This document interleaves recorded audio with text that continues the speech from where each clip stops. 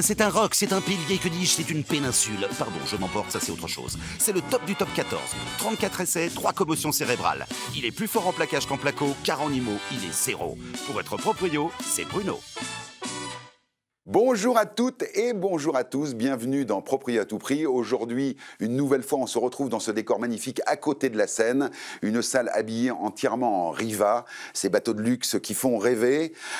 Cette émission un peu spéciale puisqu'on va parler d'enchères. Alors attention, on va vous expliquer comment ça se passe, quels sont les pièges à éviter. Les meilleurs experts de France sont autour de moi dans cette table pour vous donner les bonnes astuces.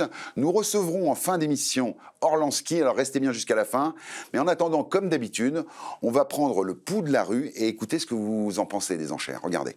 Comprenez-vous réellement le sens des ventes aux enchères ou vous faites comme tout le monde, vous faites semblant de savoir? Je connais un petit peu, mais j'y vais pas fréquemment. Je ne suis pas habitué des lieux. Pas du tout, et ça m'intéresse pas du tout. Je pense que je fais semblant comme plein de gens pour pas avoir l'air ridicule. Je suis pas trop connaisseur aux ventes aux enchères. Non, je connais parfaitement ces rouages. Ça peut présenter quelques dangers. Pour moi, c'est ceux qui ont de l'argent, quoi. Moi, je connais un peu l'affaire conclue, l'émission. Vous voyez, la vente d'objets, il y a aussi la vente d'automobiles, de biens immobiliers également. J'imagine que c'est un bien qui a été saisi et qui est après vendu aux enchères au plus offrant. Je suis pas trop fan parce que c'est trop le côté achat impulsif. Il faut avoir de l'argent, c'est les bobos parisiens qui vont là-dessus. J'ai jamais acheté en enchère. Le prix de départ et le prix d'arrivée, des fois, c'est... Et puis les enchères qui montent. Et c'est comme le loto, si je puis dire. Donc il faut quand même se méfier et raison garder et se dire, se fixer un budget.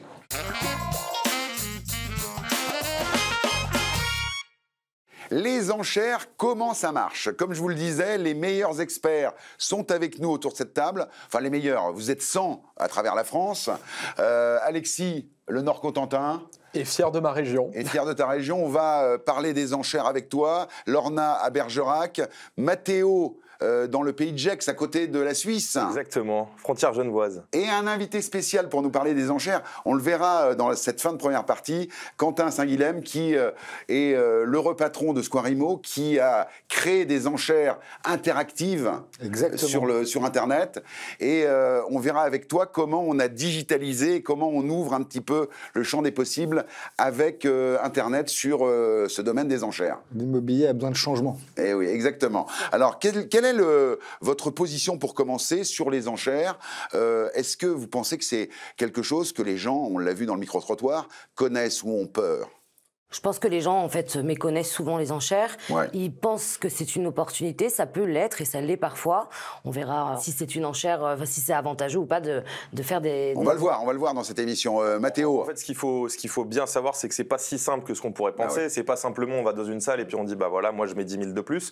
Mais il y a quand même beaucoup de règles à respecter et puis beaucoup de procédures à faire au préalable. On va le voir dans cette émission. Alexis, est-ce que tu as déjà, en quelque sorte, eu quelqu'un dans ton entourage qui a acheté aux enchères? Alors j'en ai eu une sur laquelle ça a commencé par 35 personnes et dans la finalité, ils ont été 2 à se tirer la bourre. Ah oui. Et le bien s'est vendu 10% plus cher que le prix du marché parce que la personne le voulait.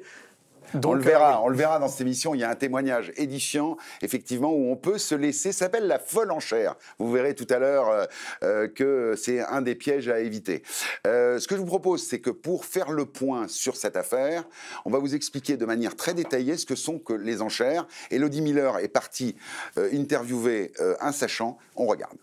Aujourd'hui, nous abordons un sujet qui inquiète autant qu'il intrigue, la vente aux enchères d'un bien immobilier.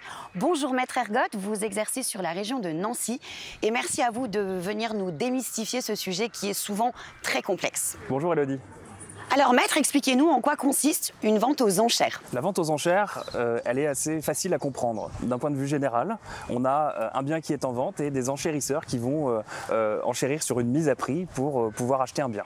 Certaines ventes sont-elles plus accessibles pour les primo-accédants ou les investisseurs ? Il existe différents types d'enchères. Les enchères en ligne, par exemple, sont peut-être plus accessibles pour les primo-accédants ou les investisseurs.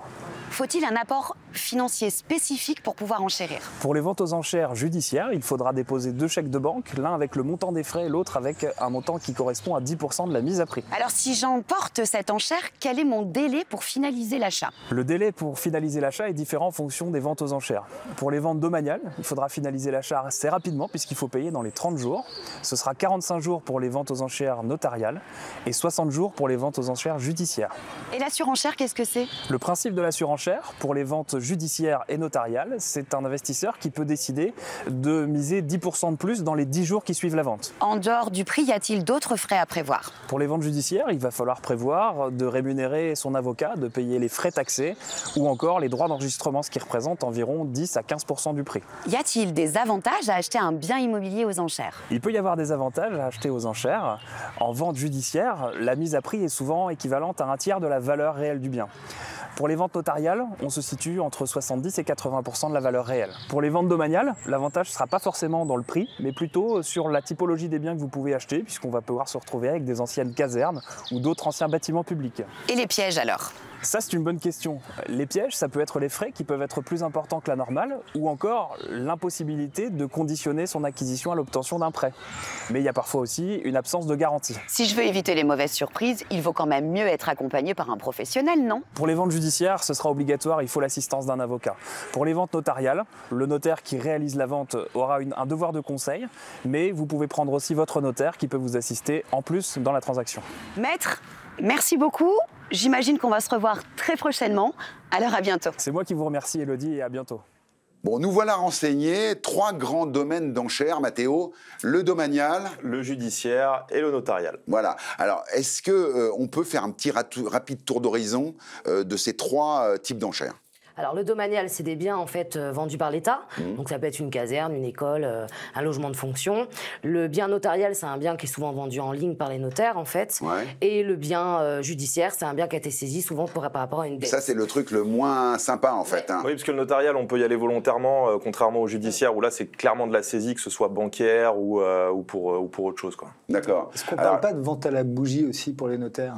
Alors, est-ce que c'est pas les ventes notariales, justement, qui se font suivant plusieurs modes? Il y a la vente en ligne, mais il y a également la vente à la bougie, qui se fait en comité restreint. On a l'impression d'être dans une secte, la vente à la bougie.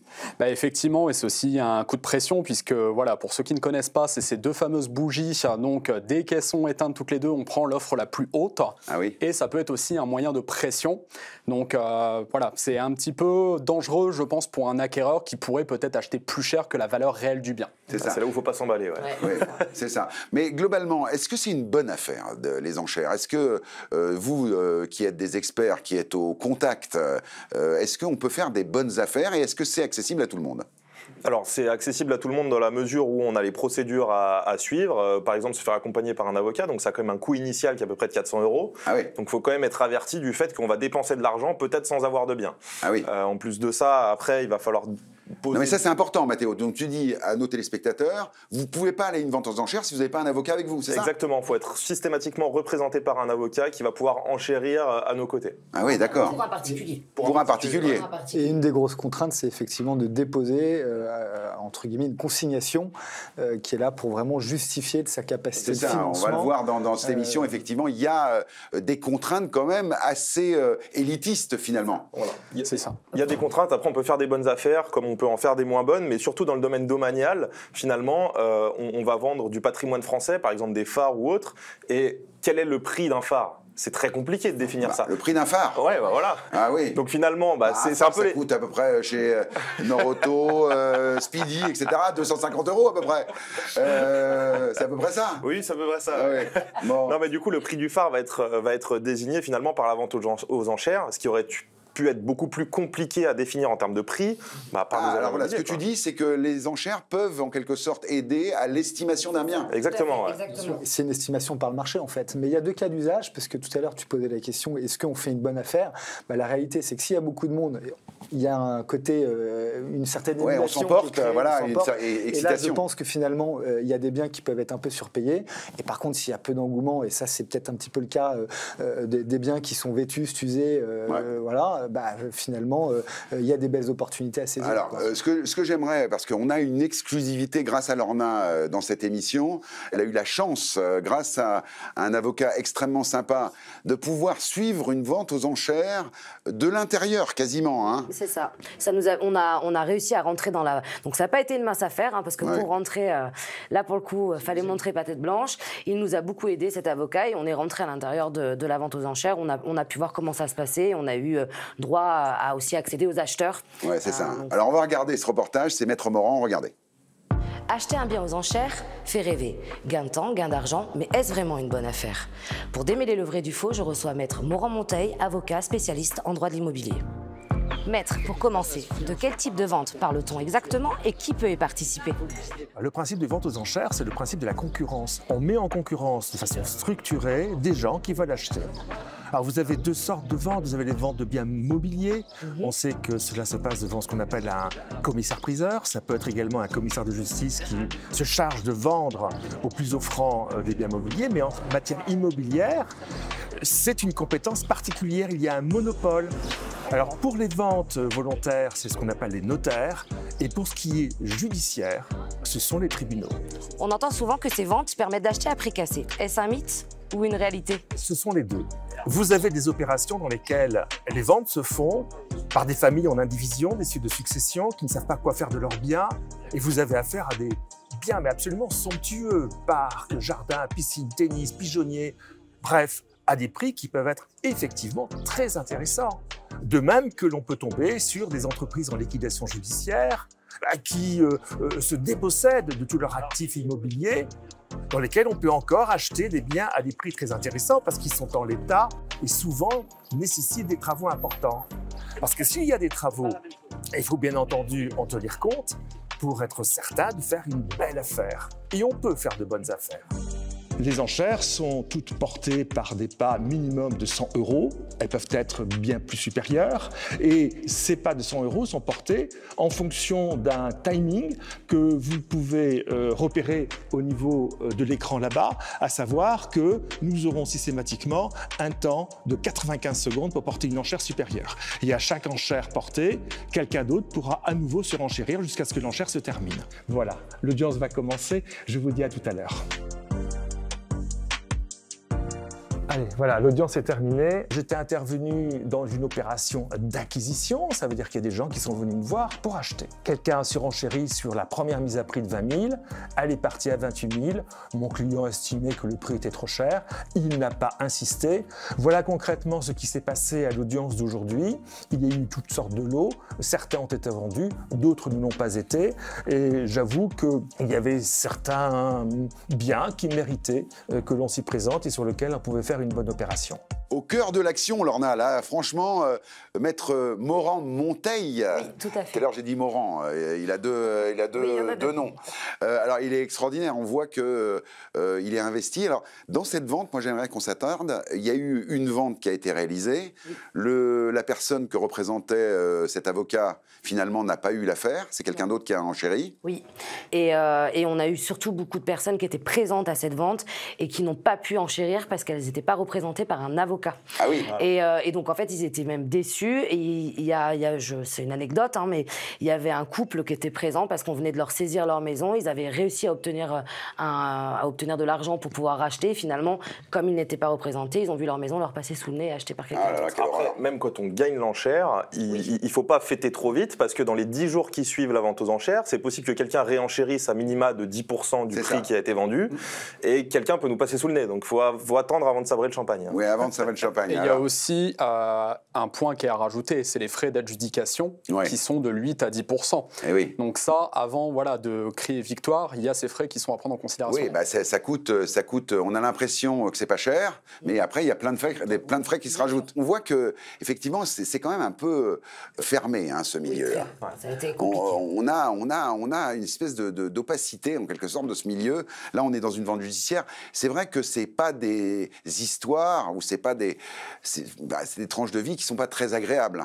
en général? C'est des personnes qui sont criblées de dettes, et puis même quand on achète finalement le bien, on va hériter aussi des dettes, donc il faut s'y préparer, il faut bien, dans le cadre d'un appartement, avoir un état daté pour savoir où est-ce qu'on en est, parce que effectivement, c'est pas des affaires qui sont les plus joyeuses, donc on hérite de ce qui nous... Il y a des belles affaires aussi, on le verra, hein, il y a des belles affaires où effectivement c'est des lieux prestigieux, ou même, on le verra également, des familles, des successions, où en fait, pour pouvoir vendre, passe par ce biais-là, on a aussi des belles histoires. Oui, mais là, justement dans la vente, sans citer de nom, il y avait un appartement moi, que j'avais estimé. C'était qui alors du coup ? Il s'appelait comment, le gars? Je dirais pas.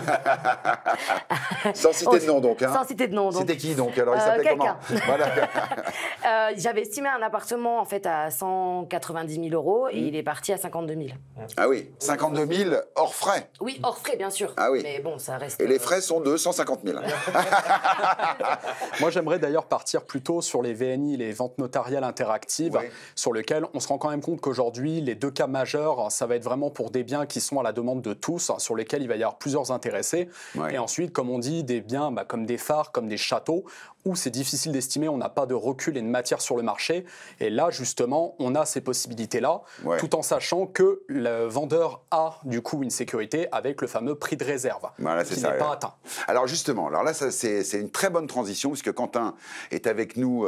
Donc, tu es un des acteurs majeurs en France de la vente interactive. C'est un petit peu les enchères 2.0, la vente interactive. Exactement. Le principe, c'est de vendre différemment avec une salle de vente virtuelle où on va organiser finalement une compétition saine dans un cadre sécurisé. Aujourd'hui, le marché évolue, ou en tout cas a besoin d'évoluer. Les acteurs, que ce soit les vendeurs et les acheteurs, ont besoin de transparence. Et la meilleure façon finalement de leur apporter cette valeur qui est indispensable. Cette transparence, en fait, d'une certaine manière. Tout à fait. Cette valeur de confiance qu'il y a entre un agent immobilier, un vendeur et un acheteur, finalement, c'est de demander à tout le monde de faire son offre à l'instant T dans un outil digital. Voilà, on a aussi des enchères inversées sur Internet. Tout à fait, ce qu'on appelle les enchères dégressives ou les ventes dégressives. Et il y a même des ventes classiques aujourd'hui qui se font. Il faut rappeler que le mot enchère, c'est simplement le principe de déposer une offre. En fait, c'est ça la vraie définition. Alors la différence entre les enchères traditionnelles, où là on est engagé une fois qu'on sait... là, sur Internet, on est plus libre en fait finalement. Et on peut dire aussi que ça démocratise l'accès aux enchères d'être sur Internet. Et ça la démocratise et je pense que ça va leur faire du bien même, parce que la réalité c'est qu'aujourd'hui les enchères ont mauvaise réputation. Elles sont par adjudication au tribunal judiciaire, on en a parlé, ou alors à la bougie via les notaires dans le cadre d'une succession. Les enchères interactives, ou ce qu'on appelle les enchères en ligne, il faut simplement comprendre... C'est ouvert à tout le monde en fait, Quentin, finalement. C'est ouvert à tout le monde, et il faut comprendre, comme tu le disais Alexis, qu'on ne vend pas au plus 10 ans, mais on vend au mieux 10 ans et que le vendeur garde toujours la liberté d'accepter. C'est ça la différence essentielle, c'est qu'effectivement, il y a une enchère, il y a une salle virtuelle d'enchères, on enchérit sur les prix en étant ensemble virtuellement, et quand l'enchère se termine, le vendeur garde la main et dit oui, j'accepte ou non. Et il peut même garder la main pour poursuivre les négociations. C'est ça. Est-ce que sur les enchères en ligne, on a le même type d'emportement qui surestimerait un bien. Un peu d'ailleurs comme dans certaines ventes aux enchères. On le verra, il y a un reportage tout à l'heure où on appelle ça la folle enchère, où en fait les gens se bataillent et finalement on arrive à des surestimations de biens en fait. Est-ce qu'on a ça sur Internet finalement? Ça peut arriver, ça peut arriver tout à fait. Ça mais peut sur quoi on se base du coup? Parce qu'il n'y a pas d'estimation de base qui a été établie, donc on ne peut pas savoir s'il y a de la surenchère ou pas. Il y a toujours une estimation, puisqu'en général elle est organisée par un agent immobilier et le bien est positionné soit à un prix attractif qui va être entre 5 et 15% par rapport au montant de l'estimation. Et l'estimation, vous l'avez partagée avec les acheteurs quand vous avez organisé les visites. Quentin, merci. Alors, donc, pour ou contre les enchères en ligne? Alors, est-ce que vous le faites? Moi, je serais pour, et je serais même pour une raison, en fait. Parfois, avec certains biens, pour aussi expliquer au propriétaire que le bien ne vaut pas le prix qu'il se persuade ou qu'il veut, parce que nous, on est là pour ça, mais des fois, on ne nous écoute pas. Et bien, en fait, ça permet aussi de voir que s'il n'y a pas de surenchère, enfin, s'il n'y a pas d'enchères qui sont données, s'il n'y a pas d'offre, il n'y a pas d'offre. S'il n'y a pas d'offre, ça veut dire que le bien n'est pas au prix. Donc, je pense qu'aussi, il y a une... Mathéo, est-ce que tu es pour ou contre? Moi, je suis enchères. Pour moi, si jamais il n'y a pas d'offre, c'est parce qu'on manque aussi de visibilité. On ne va pas attirer le même type de clientèle. Donc pour moi, il y a une zone d'ombre dans le sens où on va avoir moins de personnes qui vont pouvoir accéder à ce bien-là parce qu'il est sur un système spécifique. Moi, je ne suis pas persuadé que si demain un agent immobilier vient et mette le bien sur les systèmes standards, qu'il ne puisse pas avoir autant que sur les enchères interactives. Bon, Mathéo est rétrograde, hein. Il est jeune mais rétrograde. On est d'accord. Alexis, Moi, je suis totalement contre, étant donné qu'on perd vraiment l'aspect rationnel au niveau de l'estimation immobilière, c'est-à-dire qu'on va vraiment être à l'appréciation de la personne qui va vouloir le bien, qui va mettre plus que la valeur du marché. Ça va se refléter sur les achats futurs, ça va faire monter des prix alors qu'il n'y a pas lieu. Ça ne va pas prendre en considération l'évolution des taux. Bon, moi j'aimerais que Quentin se défende, parce qu'effectivement, là, c'est une appréciation, mais dans la réalité, finalement, on est au bon prix quand on fait, dans la majorité des cas. Quand une transaction se boucle avec une vente interactive ou une enchère en ligne, eh bien, il y a un accord sur le prix de la chose, donc oui, on est au prix du marché. Moi, je pense qu'il y a beaucoup de pensées limitantes des professionnels de l'immobilier. Effectivement, attention, il y a du fight qui se prépare, là, je le sens. On assimile la vente interactive aux enchères, mais la réalité, c'est que la vente interactive, c'est une vente dans laquelle on crée une interaction entre les acheteurs et ne doit pas être limitée aux enchères. L'objectif, c'est quoi? Et moi, je challenge aujourd'hui tous les agents immobiliers en France, tout simplement pour qu'ils signent des mandats adaptés et qu'ils arrêtent de bloquer des vendeurs sur un prix. Parce que le prix d'un bien, c'est la rencontre de l'offre et de la demande. Et la meilleure façon de représenter les intérêts d'un vendeur en France, c'est d'organiser une compétition saine dans un cadre sécurisé. D'accord, mais c'est bien gentil les vendeurs, mais moi les acheteurs, moi je pense aux acheteurs. Moi. Vous parliez du prix, et je vais simplement vous traduire quelque chose. Quand une vente est organisée via les systèmes qui existent, comme on a créé, vous pouvez l'organiser sur 1 heure ou sur 4 semaines. Mais la date de fin, c'est une date de fin indicative. Si vous avez une offre qui satisfait les attentes du vendeur, et donc vous attendez pas de créer l'émulation. Alors moi je voudrais qu'on remette les choses en place. Les acheteurs, qu'est-ce qu'on en fait? Parce que là on parle des vendeurs. Mais justement, les acheteurs, est-ce qu'ils s'y retrouvent? C'est pas assez démocratisé pour qu'il y ait assez de personnes qui puissent venir enchérir sur ce type de bien. Ça dépend comment c'est présenté. Les deux, c'est-à-dire que je pense qu'il faut que le bien soit publié de manière traditionnelle par un agent immobilier et en parallèle peut-être essayer la vente virtuelle. Les biens qui sont vendus par ce système-là sont commercialisés et mis, je dirais, en publicité sur les portails. D'ailleurs, sur Squarimo, il y a une plateforme complètement traditionnelle. Squarimo, c'est aussi un site d'annonces, donc on voit les annonces. Squarimo a vocation à être le portail de demain, qui est un tiers de confiance numérique pour la transaction. Point barre. Aujourd'hui, un acheteur, comment il fait une offre? Soit par téléphone pour commencer à discuter un petit peu, soit par SMS, soit par mail. Qu'est-ce que c'est? C'est une intention d'achat au sens. Pour revenir aux acheteurs, ils n'ont pas attendu les ventes interactives pour pouvoir faire de la surenchère. Si jamais ils considèrent que le prix n'est pas c'est pas une raison, ça, Mathéo. Ils surenchérissent quand même. Non, mais quand même, on est à l'heure Vous d'Internet. ne pouvez pas bloquer un acheteur qui veut faire une offre plus élevée, mais vous ne pouvez pas organiser une surenchère sur un bien si vous n'avez pas un mandat adapté. Ça, c'est la base. Alors, donc là, l'idée, c'est qu'effectivement, aujourd'hui, il y a besoin d'organiser un peu les choses. Des initiatives comme celle-là permettent aux acheteurs comme aux vendeurs d'avoir en quelque sorte une rencontre, une vraie rencontre. Dans la réalité, c'est quand même aussi une solution alternative qui peut avoir ses vertus. Quelque chose à rajouter? On est très en retard. Je pense qu'il faut qu'on évolue aussi, nous, en tant que professionnels, et que effectivement, ça peut être une bonne chose, mais pas à n'importe quelle condition. Bon, après, il faut rajouter aussi du positif. Donc, on est très en retard. Je vous propose qu'on retrouve tout de suite, pour faire le point, notre spécialiste, notre ex-avocate, notre influenceuse, Amal, qui va faire le résumé de tout ce qu'on a vu dans cette partie. Alors Amal, un débat très animé sur les enchères. On a des personnes rétrogrades autour de la table, des agents immobiliers de l'ancienne génération, mis à part Lorna. Non mais globalement, est-ce que de ta fenêtre, toi qui es sur Internet, est-ce que tu peux nous faire quand même, d'un point de vue traditionnel, mais également sur les enchères en ligne, un petit résumé de ce qu'on a vu dans cette partie, Amal? Alors, résumé, c'est que je vois qu'il y a des points de vue totalement différents. Le point commun de tous les points de vue, c'est l'enjeu de l'émotionnel. Et là-dessus, moi, j'ai 3 conseils à vous donner sur l'émotionnel, parce qu'il y a 3 pièges types. Il faut faire attention à ça. Le premier, c'est la capacité à bien visiter le bien.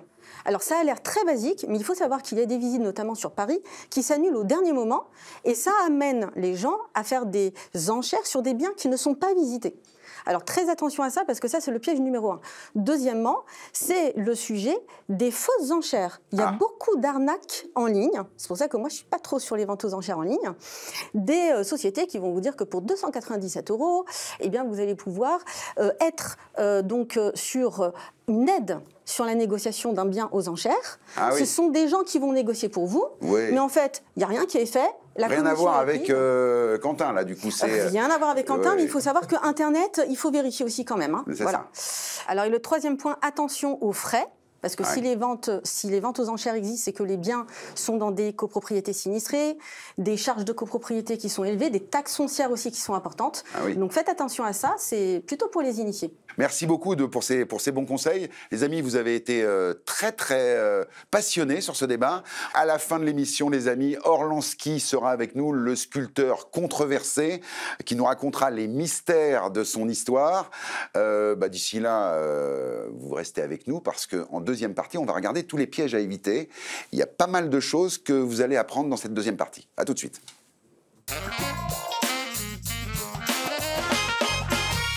Deuxième partie de cette émission spéciale. On est au bord de la Seine, dans un décor Riva, avec 4 nouveaux consultantes, au top.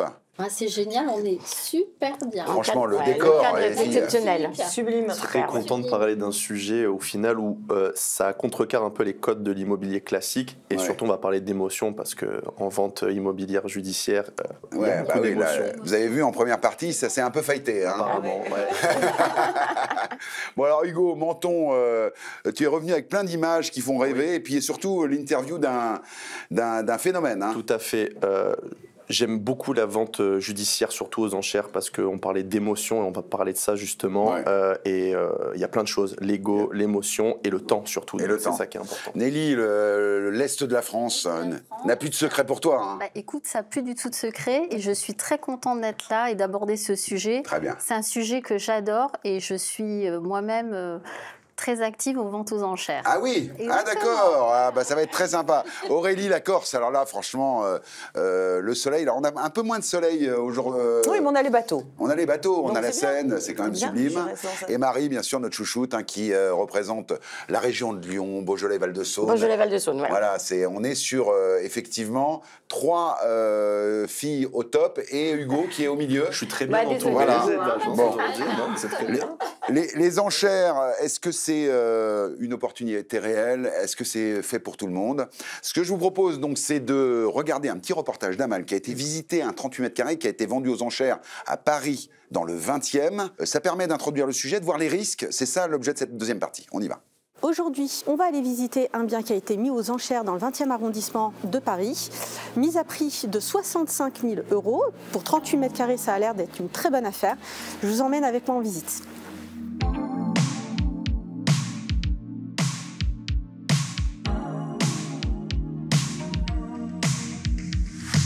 En matière de vente aux enchères, toi tu accompagnes des investisseurs de tout niveau. Tu as un point de vigilance à évoquer. Quelles sont ces étapes? Alors, la première, c'est déjà de définir sa stratégie.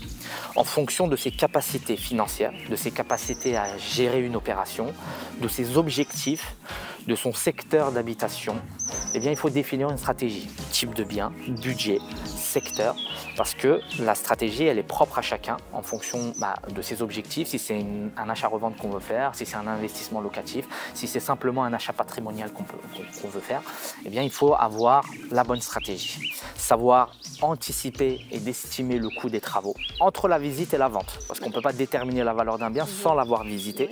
Donc il faut avoir visité le bien, avoir vu le cadre, l'état du bien, l'occupation, etc.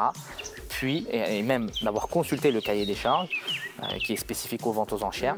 Puis par la suite, on estime les valeurs. La règle de base aux enchères, c'est qu'on achète le bien en l'état, avec l'occupation, et donc on fait notre affaire personnelle de la suite. Il y a une subtilité, c'est qu'aux enchères, quand c'est l'ancien propriétaire occupant qui occupe les lieux, on a l'autorisation d'expulsion qui vient avec, mais voilà, il faut savoir anticiper l'occupation. Si c'est un bien loué, si c'est un bien occupé par l'ancien propriétaire, si c'est un bien occupé sans droit ni titre, comme on appelle, donc squatté, ou tout simplement si c'est un bien libre, eh bien il y aura plusieurs impacts financiers.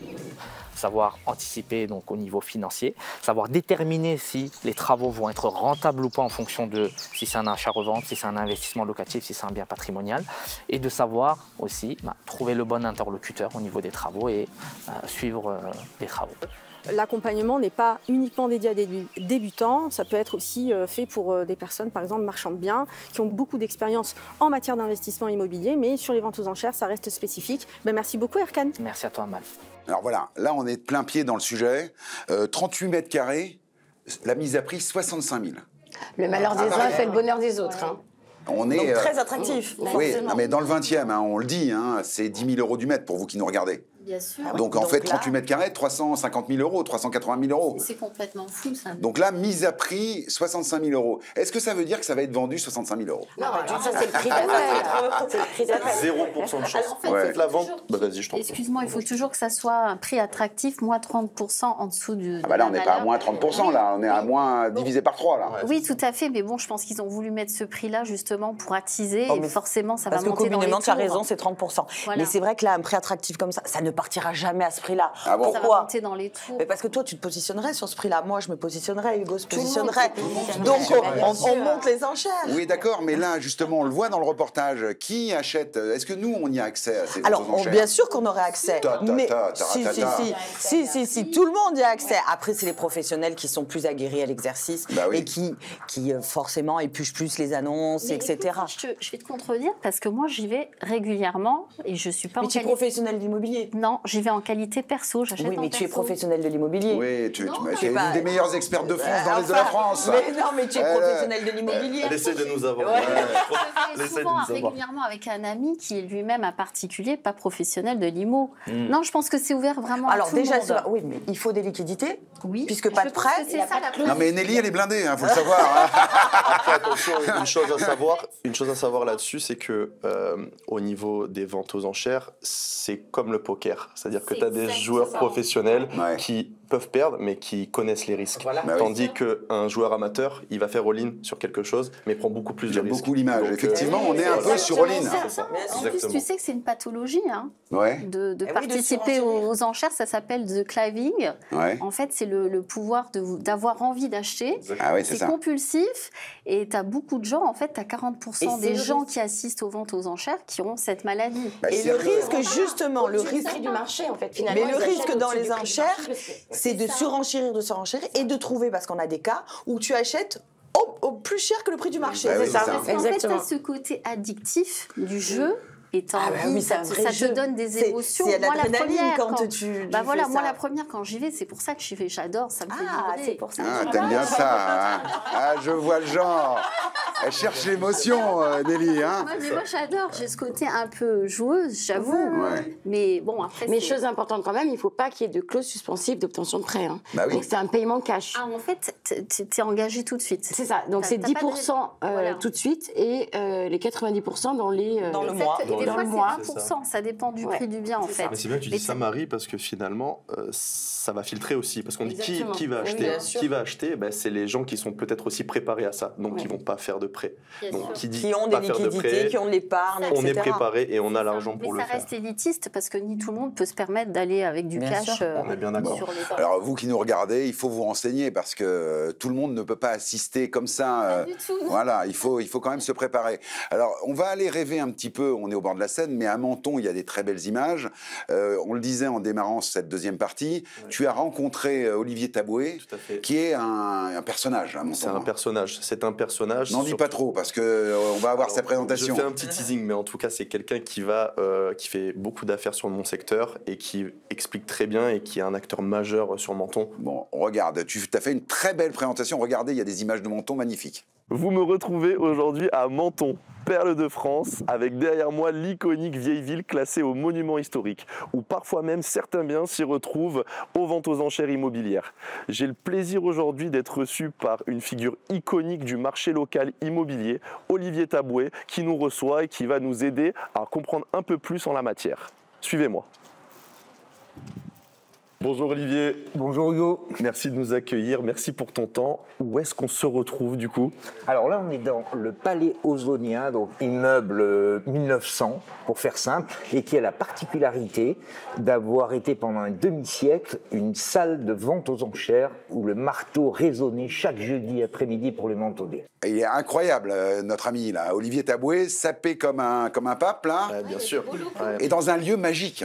C'est l'ancienne salle des enchères de Menton. C'est ça. Donc on est totalement dans le thème et c'est un acteur majeur, en tout cas sur le secteur immobilier, dans plein de domaines. Et il va pouvoir bien nous aider sur pas mal de questions. Bon, alors je propose qu'on l'écoute tout de suite parce qu'effectivement, il nous a expliqué comme personne les avantages et les risques des enchères immobilières. Écoutez, et on en parle tout de suite après. Alors les avantages, pour être très clair, c'est le prix. On espère tous au moment où on va sur une vente aux enchères avoir un prix attractif. Il ne faut pas oublier que c'est de l'immobilier et que l'immobilier c'est emplacement-prix. Bien sûr. Le risque maintenant, et je vais peut-être t'étonner, c'est le mal alpha. C'est-à-dire à quel moment... L'ego qui rentre en jeu tout de suite. Homme, femme, peu importe, mais à un moment donné, vous êtes pris dans un espèce de jeu où les prix grimpent et le risque, c'est de même dépasser, et je le vois souvent, dépasser le prix du marché. Parce que je suis pris dans un challenge, je veux pas que ce type avec sa cravate rouge l'emporte, alors que moi je suis venu, et là c'est le risque. C'est-à-dire que c'est ce qui est impalpable, c'est ce qu'on peut pas prévoir à l'avance. Alors là, le mal alpha. Alors donc là, ça ne te correspond pas, le mal alpha. Si je peux me permettre pour rebondir sur l'ego, et c'est là, et j'ai une anecdote, et c'est très bien dit par Olivier, l'histoire de le mal alpha. Donc en fait, il y a une histoire, j'ai parlé avec un avocat qui m'expliquait qu'il y a eu une vente aux enchères sur Marseille, où deux marchands de biens enchérissent sur le même bien, et son concurrent direct, et s'apprécie pas forcément. Et en fait, le bien estimé à 200 000 euros, ils l'ont vendu, ils l'ont acheté à 300 000 euros, donc 100 000 euros de plus.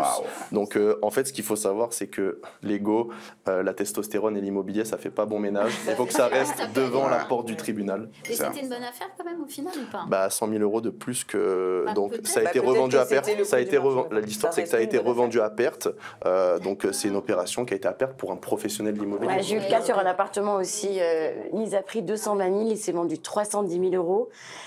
Pareil, deux agents, deux marchands de biens. C'est le risque. Nelly, elle, c'est ce que tu disais, l'adrénaline d'acheter. Le professionnel, ça va être l'ego parce qu'il veut faire lui la bonne affaire et montrer que lui, il est plus puissant ou mieux placé sur le marché. Et puis celui qui est plutôt novice, ça va être le jeu, être pris au jeu. C'est pour ça qu'il faut se fixer. De pouvoir remporter quelque chose, en fait, c'est une gloire. Quand tu es particulier, il faut te dire, je ne dépasse pas. C'est comme à la bourse, si on veut c'est comme à la bourse, on fixe sa limite. Tu fixes ta limite. Et donc, mais si quand l'émotion rentre en jeu, mais c'est pour ça qu'il faut pas tous ensemble. Hugo, quand l'émotion rentre en jeu, on peut très bien se dire, je vais me fixer 250 000, mais on a 90 secondes pour se décider en vente judiciaire. Donc, qu'est-ce qui se passe? L'émotion vient, on est avec notre avocat, on sait pas trop, et au final on y va et on dépasse. Pourquoi? Parce qu'il y a cette pression qu'on a nulle part ailleurs, et c'est ce que viennent rechercher en fait les gens. Mais alors après, il faut avoir la liquidité aussi, hein. Donc à un moment donné, il faut s'arrêter. Voilà. Bon, alors là, maintenant, moi, ce que j'ai envie de savoir, c'est, comment il s'appelle, Olivier va y répondre, c'est qui vend aux enchères. Quelles sont les situations où, en fait, on retrouve des biens aux enchères, on a l'impression que c'est que des saisies, pas seulement, regardez. Tout le monde peut provoquer une vente aux enchères. Bien sûr. C'est-à-dire qu'on a l'image du trésor public et des banques qui représentent, 88 ventes sur 10, c'est comme ça. Mais il y a aussi des familles qui ne savent pas du tout estimer leurs biens, qui n'ont pas envie d'avoir recours à un professionnel et qui disent on va aux enchères, au moins ce sera vrai. Quand vous avez 3 frères à Amiens, 2 à Maubeuge et 1 à Menton, ils font une vente aux enchères. Alors, ce n'est pas seulement les saisies. C'est ça qu'on voit avec Olivier.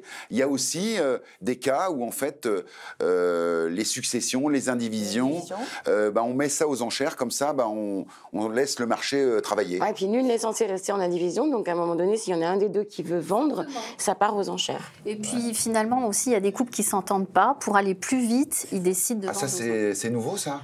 Il y a des couples qui s'entendent pas.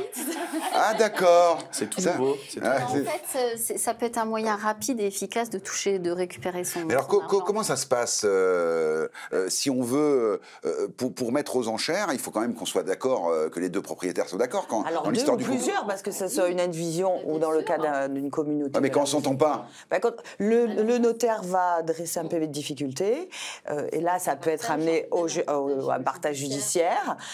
Soit, ben voilà, il y a difficulté, donc on va aux enchères dans ce cas-là. D'accord. Mais on est forcé de vendre aux enchères dans un cas comme ça ou comment ça se passe? À partir du moment où il y a une procédure judiciaire, automatiquement.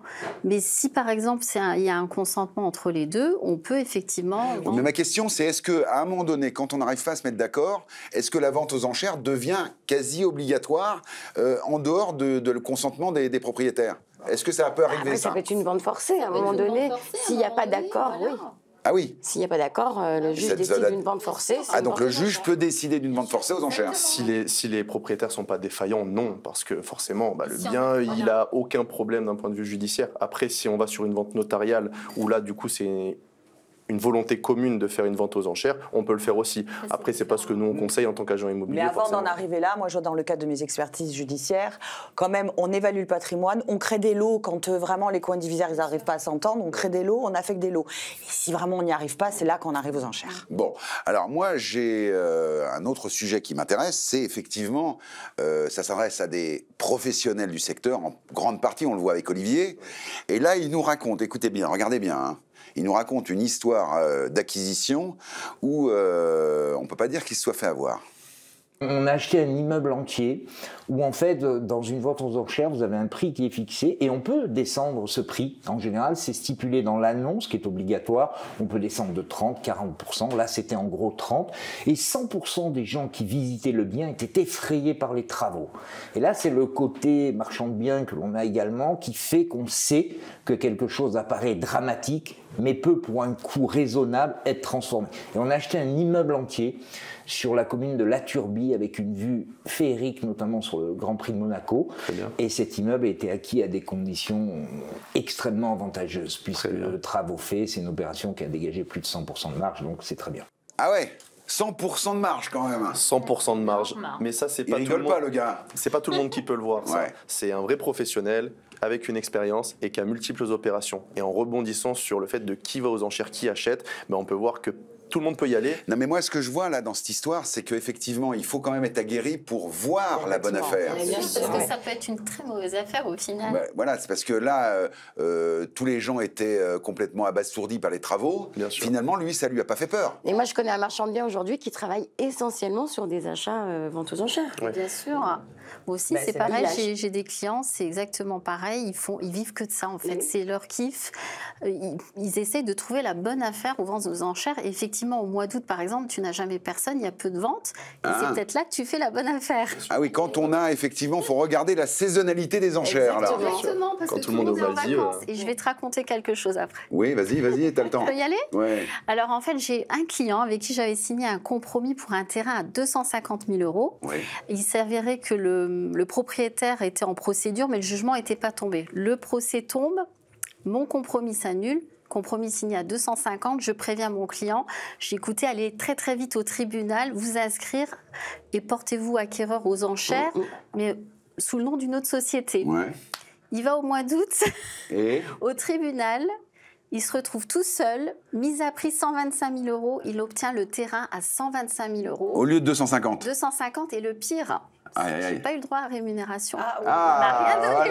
Voilà. Écoute, voilà, c'est aussi l'apanage des experts qui, voilà, vous accompagnez vos clients gratuitement. C'est bien connu. Je me suis dit, c'est pas possible ce qu'il est en train de me faire. Ouais. Mais alors, il faut savoir qu'il y a aussi des gens qui se font saisir leurs biens immobiliers et qui le rachètent aux enchères. Oui, ça c'est très commun. Tu as raison. C'est ça. Tu as raison. Ou par une SCI, ou par une société.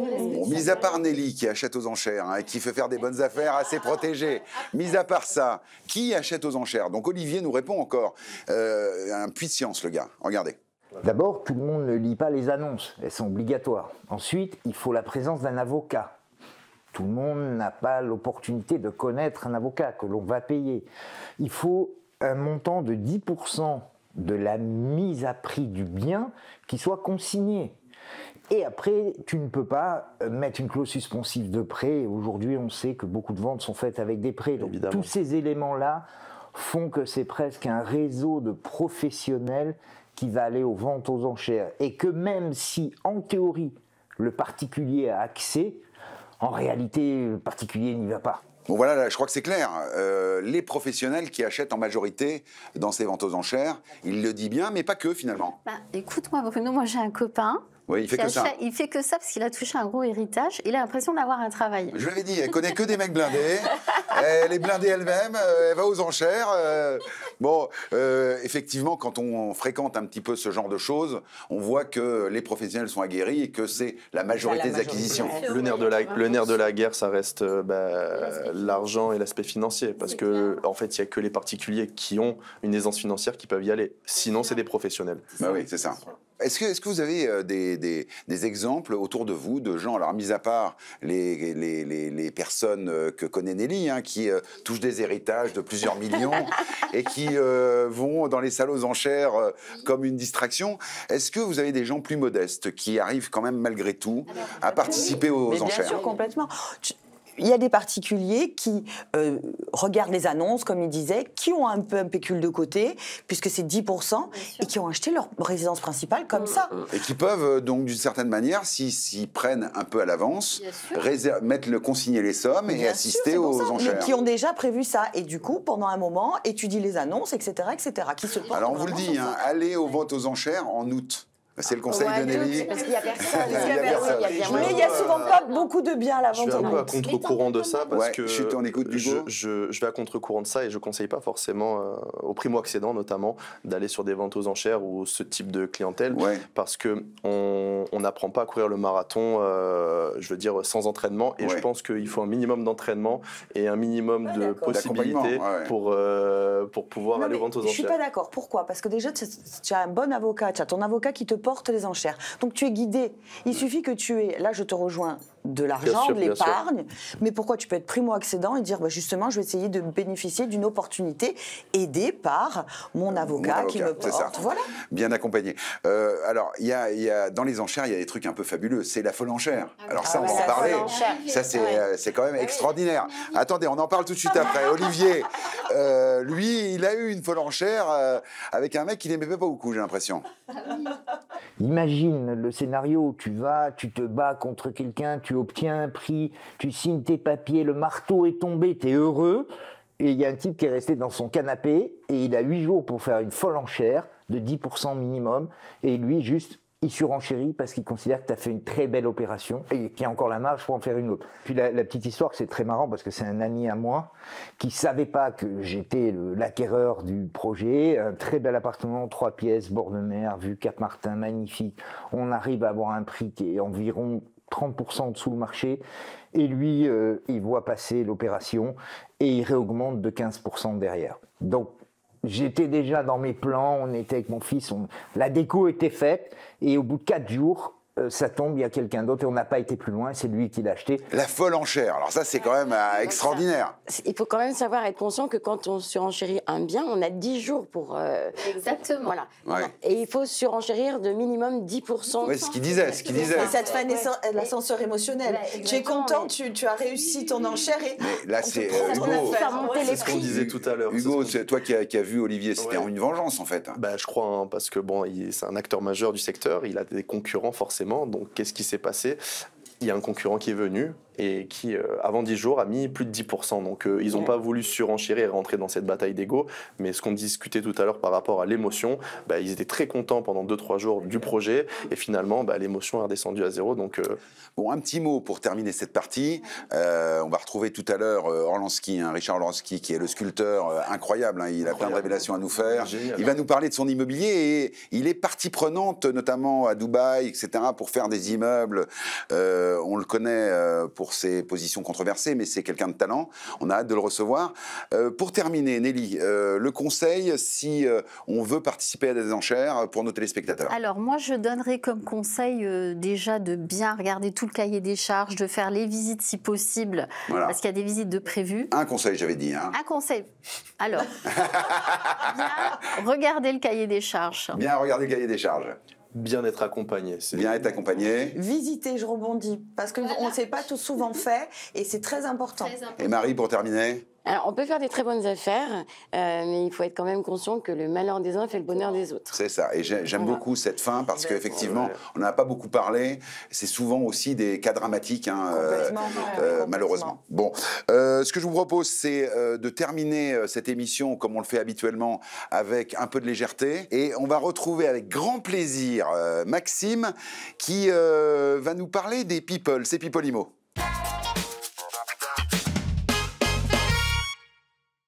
Alors Maxime, le People Imo. Ben oui, People Imo. Alors aujourd'hui, acheter un bien aux enchères, affaire en or ou piège à éviter. Je vais vous parler d'un bien qui a été vendu aux enchères l'année dernière, l'appartement de quelqu'un qu'on connaît tous, c'est Karl Lagerfeld bien sûr. Ah oui, c'est pour ça la chemise.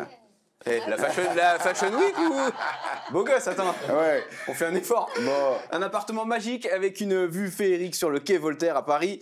Karl Lagerfeld, designer de renom qui a quand même viré toutes les moulures et les poutres de cet immeuble du XVIIe siècle pour le transformer en appart futuriste. Alors vide, on dirait quand même un peu un parking, regardez.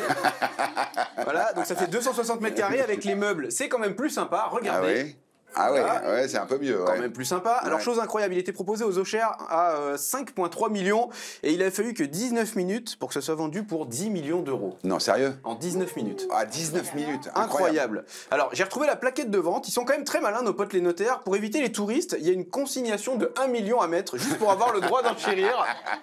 Donc, alors... Pour info, l'impôt sur la fortune immobilière pour un appart à 10 millions en France en résidence principale, c'est 60 000 par an, donc 5 000 par mois. Ouais. C'est pas un problème. Karl Lagerfeld avait une fortune estimée à 200 millions d'euros. Ah bah voilà. Quand même. Oui, voilà. Et la question c'est, mais qui a récupéré l'argent? Le chat.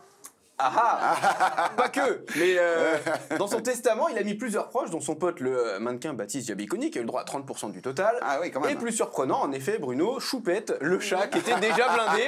Je savais, j'avais vu. Choupette, le chat influenceur, qui a quand même 269 000 abonnés sur Instagram et des dizaines de contrats publicitaires. Et une fortune estimée déjà à 11,9 millions d'euros. Le chat. Oui, le chat. Selon Sled.fr, de quoi se payer des conteneurs de croquettes, hein, évidemment. Je veux bien l'adopter. Ah oui, moi aussi. La loi française n'autorisant pas à faire hériter un animal, Karl Lagerfeld a laissé 1,5 million et une maison à sa gouvernante Françoise. Ah oui. Pour s'occuper du chat sacré de Birmanie. Alors, sacré chat à 11,9 millions quand même. Hein, ah oui, quand même. Bon, 3 photos de l'appart pour finir. On n'est pas dans 30 millions d'amis, c'est une émission d'immobilier ici. Image 10. Regardez-moi ça, la magnifique salle de bain. Ouais. La oui, cuisine qui paraît neuve. Puisqu'il avait 200 millions, il fait pas des soirées croque-monsieur pâte comme moi. Voilà. Et le dressing de 50 mètres carrés, le minimum pour un couturier du talent de Karl Lagerfeld. C'est presque un peu triste parce qu'on voit c'est vide quoi maintenant. Vendu aux enchères en 19 minutes pour 10 millions. Bravo. Bravo Maxime. Qui achète pour 10 millions Lagerfeld? Je suis pas comme Nelly, j'ai pas autant d'argent. C'est trop long. Bon, Maxime, merci beaucoup. On se retrouve la semaine prochaine. Mais évidemment. Avec une autre banane ou une autre info people. Banane de la semaine, à coup sûr. Banane de la semaine. Vous le savez, Richard Orlansky est avec nous, sculpteur controversé et plein de confidences que l'on va recueillir dans cette interview. On a tourné ça il y a quelques jours, donc regardez.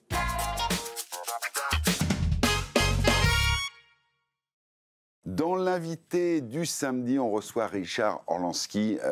Alors, un artiste au parcours totalement hallucinant, débordant d'énergie, à la fois sculpteur, musicien et j'en passe. Bientôt le héros d'une série sur Amazon, une vie trépidante. Bonjour Richard. Bon voilà, on est très heureux de te recevoir, on va pas se le cacher, on va pas se mentir. Quel est en quelque sorte ton rapport, pour commencer, on est dans une émission immobilière, ton rapport à l'immobilier, à l'architecture? Est-ce que tu as une sensibilité particulière? Est-ce que tu as des lieux qui te parlent? Alors bonjour, merci aussi, je suis ravi de faire cette émission. Des lieux, tu veux dire des villes, des lieux, des villes, un style d'architecture Oui, en fait, je suis un peu amoureux du design, donc y a plein d'endroits différents et je suis pas focus sur des endroits en particulier parce que l'architecture, quand tu aimes le design, t'aimes être surpris par des choses différentes. Quand tu vas à Barcelone voir les immeubles avec Gaudi ou des choses comme ça, c'est très étrange, mais en tout cas ça apporte quelque chose. Donc il y a des choses où j'aime bien aller typiquement à Wynwood qui n'a rien à voir en termes d'architecture parce qu'il y a tout ce côté street art. Tu as un style, bon, on voit, tu nous as amené le gorille bien sûr. Cette déclinaison, la sculpture dans ta vie, c'est quelque chose qui existe de manière fondamentale ? Ah oui, bien sûr. Bah là, d'autant plus maintenant que j'en ai fait un mode de vie, une activité à part entière. Tout est relié à la sculpture. Hein. Quand il n'y a pas un moment où on n'en parle pas, on y revient toujours. Enfin, de toute façon, c'est le gorille ou est-ce que... Le Kong, c'est vrai que le Kong, c'est quelque chose, c'est emblématique, on va dire c'est un best-seller et puis c'est une œuvre qui est hyper copiée. Tu vois presque plus de faux que de vrai. Enfin, la dernière fois que j'ai loué une maison, j'étais à Dubaï, j'étais dans des maisons à $8 millions et ils m'ont juste trouvé cette maison dans la Palme et la maison d'à côté, t'as un énorme Kong, un fake quoi, qui était les mecs ils ont des maisons à $10 millions et dedans ils foutent un faux qui est grossier en plus. Enfin, ça ressemble mais c'est même pas fait à la main. Enfin des trucs donc c'est drôle de voir l'immobilier, d'avoir toutes ces villas même de super somptueuses, prestigieuses, avec des gens qui mettent des... Ça démarre comment, le Kong ? C'est une histoire... Le Kong, c'est plusieurs choses. C'est déjà une volonté de... J'ai pas démarré par ça, moi j'ai démarré par le crocodile. Et le Kong, c'est arrivé parce que pour moi, j'ai toujours été séduit déjà par le film, par tous ces remakes qui ont été faits, par déjà l'animal, le monstre au gros cœur, au grand cœur, cette bestialité, cette puissance surhumaine, avec finalement... Au service de l'amour, au service de l'amour et au service du bienfait, du bien-être, une dimension très bienveillante et très bénéfique. Et en fait, il y a aussi une vraie réflexion sur l'homme, parce qu'à la fin, l'homme, il le tue toujours. L'homme ne comprend pas en fait, qu'il est au service du bien, mais nous, les hommes, on gâche tout. On vient polluer, on vient tout détruire, etc. Et lui, c'est une belle lecture du film. En fait, c'est juste l'homme parfait. Après, il faut lui enlever les poils, parce que c'est très compliqué de vivre avec tous ses poils, mais quelque part, il est surpuissant, il est amoureux, il a des sentiments, il défend les faibles et les opprimés, il défend la nature. C'est quoi ses défauts ? Il n'en a pas, en fait. En fait, le Kong n'a pas de défauts. C'est un truc incroyable. Oui, c'est ça. J'aimerais qu'on fasse un petit retour dans le passé. Le petit Richard Orlinski. Oui. Est-ce qu'il a des souvenirs de sa maison d'enfance ? Est-ce que c'est des bons souvenirs ? Est-ce que c'est des choses qui ont marqué ta vie et qui ont peut-être fait que tu es peut-être prédestiné pour être artiste ? Alors, c'était pas la maison d'enfance, mais c'était la maison de campagne d'enfance. C'est des étés où on a beaucoup eu d'expériences. Les frères, les sœurs J'ai une sœur. Après, il y avait les amis, les cousins, le rapport avec les animaux, tu vois, la ferme, tout ça, tous ces... Très tôt, on allait à la ferme, le lait. Enfin, il y a eu quand même des choses comme ça, une expérience. Dans quel coin ? C'était Alors, on a eu deux. On était à un moment, on a eu une maison dans l'Aisne, vers Loître. Et ensuite, on était dans la région dans le Loiret, plus vers Gien. Est-ce que tes projets immobiliers ont été faciles à réaliser ? Est-ce que tu as eu des galères ? Est-ce qu'il y a un projet en particulier qui t'a marqué ? Alors, les projets immobiliers, moi, déjà, ça a été des projets qu'on comptait, puisque déjà, dès mon plus jeune âge, moi, je rachetais des chambres de service et je les retapais pour les mettre à location. Ouais. C'est ma grand-mère qui m'avait initié. Ah, donc tu es l'investisseur, on va te faire venir comme consultant dans l'émission. Avec plaisir. J'ai un peu lâché ça, mais effectivement, moi, c'est ma grand-mère qui faisait ça, qui faisait pas mal d'immobilier, donc j'ai été inspiré d'elle. Un des premiers lots que j'ai acheté à ma grand-mère. C'était un débarras qui servait à mes grands-parents. Que tu as retapé. Et je l'ai racheté, je l'ai retapé complètement. C'était un truc horrible, pourri dans le Marais. Et je l'ai racheté, ça faisait 16 mètres carrés, mais c'est un bijou aujourd'hui. Tu es dans un endroit, c'est magique, les poutres apparentes. Enfin, tu veux. Oui, voilà, donc c'était incroyable. Et du coup, et ensuite, voilà, j'ai acheté, j'ai tout revendu. Et puis après, j'ai continué aussi à investir et retaper des trucs. Et j'ai acheté, c'était marrant parce qu'à l'époque, j'achetais pas des mètres carrés, j'achetais des lots en fait. On n'avait rien à faire on achetait vraiment ce qu'on allait pouvoir en faire. Le potentiel. On achetait un potentiel. Le fameux potentiel. On regardait pas trop les mètres carrés, que tu es 23 ou que tu es 29. C'était pas le sujet. Le sujet, c'est de voir le potentiel du bien. Ce qui était une démarche très, très novatrice à l'époque. Le mètre carré ressenti, on dit. Le mètre carré ressenti, ouais. Alors, moi, j'ai perdu les pédales depuis, donc je suis plus dans ce truc-là. Richard, on va continuer l'interview sur M6+. On retrouve l'interview du samedi, vous le savez, en intégralité sur M6+, 24 heures sur 24. On va pouvoir vraiment se parler maintenant. Ah, ça commence enfin, parce que là, il était temps, on n'a rien dit depuis le début. Merci Richard. Oh, il est incroyable ce gars, franchement. Ouais, vous connaissiez un petit peu Vous êtes fan? Totalement fan. Complètement. Et nous, à Bastia, on a eu la chance d'avoir des œuvres d'art dans la ville. Il y a plein de villes comme ça en France. C'était super, super. Alors, vous retrouvez cette interview en exclusivité et en intégralité sur M6+. Mais pour terminer, c'est maintenant la tradition, Amal, notre ex-avocate, influenceuse, celle qui met les points sur les i, va nous faire un petit récap de ce que c'est que les enchères avec les risques et les avantages. Alors, quelques éléments sur les ventes aux enchères, sur des points d'attention sur le financement. Ouais. Voilà, ça, c'est le nerf de la guerre, l'argent.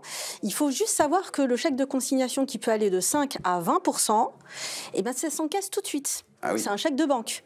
Donc, tout à l'heure, on a vu des exemples. Il faut savoir que l'argent part tout de suite. Deuxième chose, il faut pouvoir établir une stratégie à l'avance.